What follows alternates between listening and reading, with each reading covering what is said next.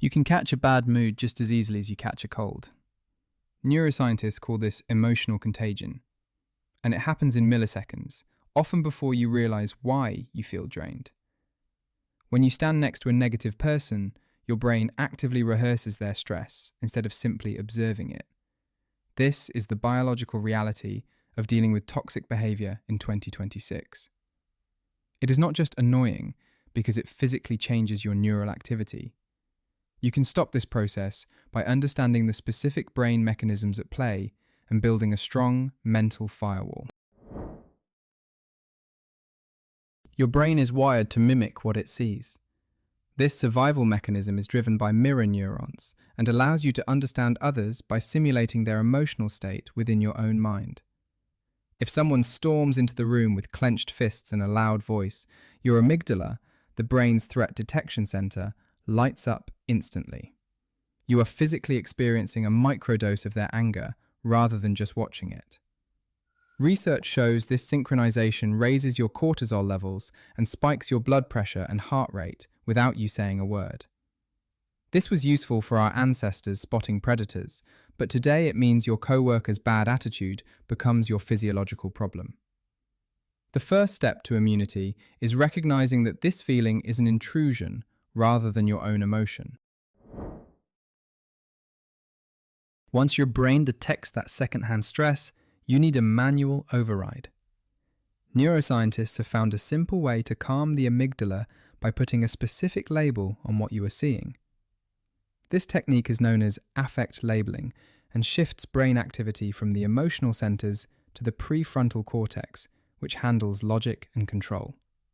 You can tell yourself, "He is expressing frustration right now," instead of thinking, "He is so annoying."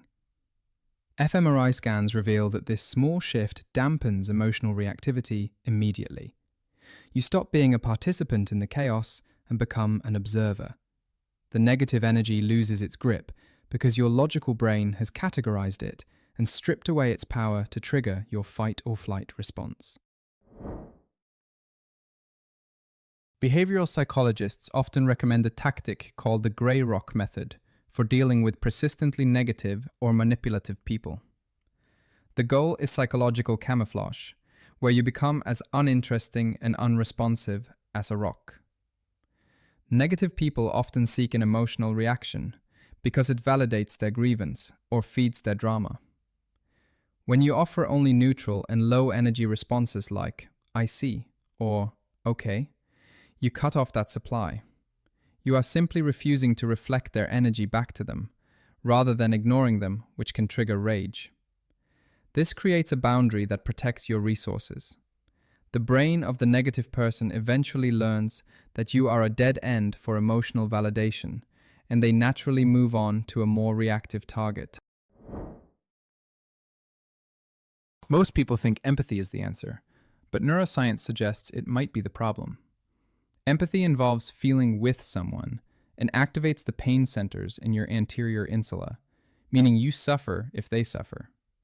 This automatic mirroring often leads to burnout. Compassion is feeling for someone and activates the ventral striatum neural network, which is linked to reward and affiliation. You can understand their struggle and wish them well without absorbing their toxicity. Doctors treat patients by caring without taking on the illness, and you can apply this same principle. When you feel the weight of their mood crushing you, step back and replace "I feel your pain" with "I see you are in pain, and I hope it gets better." You cannot always avoid negative people, so you must build a stronger immune system against them. Research on resilience points to a specific 3-to-1 ratio, where you need 3 positive interactions to counteract the weight of 1 negative interaction. Negative events land harder and stick longer in the brain due to a phenomenon known as negativity bias.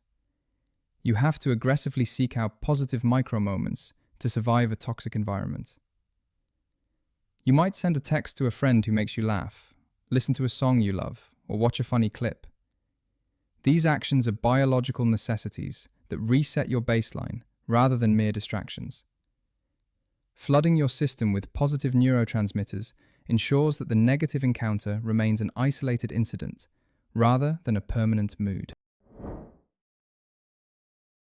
Staying positive is about mastering your own biology, rather than ignoring reality. You now have the tools to spot the contagion and override the reaction to protect your energy with scientific precision.